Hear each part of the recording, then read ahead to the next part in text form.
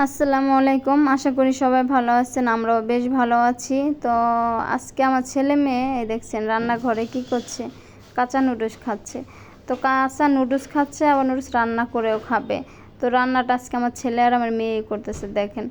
মানে আমার ছেলে মেয়ে দুইটা মাশাআল্লাহ বড় হয়ে গেছে, তাই না? কত কিছু বুঝে আর অনেক কিছু এখন আসলে বুঝতে শিখেছে। তো যাই হোক, কেন বুঝতে শিখেছে বললাম, কারণ আজকে আমি মুরগি কাটতে গিয়ে আমার হাতটা কেটে গিয়েছে। তো বড় আমার মেয়ে আর আমার ছেলে মেয়ের একটা অভ্যাস কি, দুপুরে খাওয়ার একটু পরেই ক্ষুধা লেগে যায়, কারণ দুপুরবেলা পেট ভরে ভাত খায় না, অল্প একটু ভাত খায়, একটু পরেই আবার ক্ষুধা লেগে যায়। তো পরে আমি বলতাছি যে তাহলে নুডলস রান্না করে দেবো কীভাবে মা?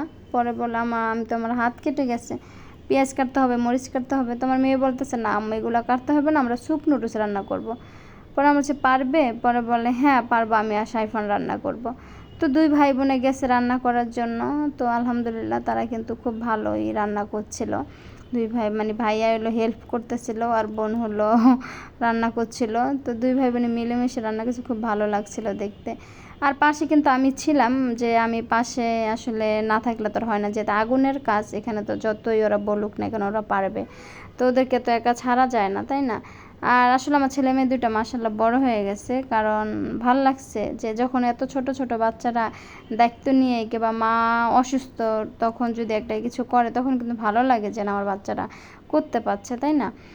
তো আর বিশেষ করে আমার ছেলে মেয়ে আলহামদুলিল্লাহ সবসময় অনেক কিছু বুঝে, কারণ যখন দেখা গেছে আমি অসুস্থ থাকি কিংবা বাসায় কোনো কারণে দেখা গেছে আমি ঘুমাই আছি, শুয়ে আছি, তখন আমার ছেলে বিশেষ করে আমাকে কখনো ডাকে না। যদি ওর ক্ষুধা লাগে, এতটুকু মানুষ, ও হাত দিয়ে ভাত বেড়ে তারপরে খাবে, তারপর আমাকে ডাকবে না।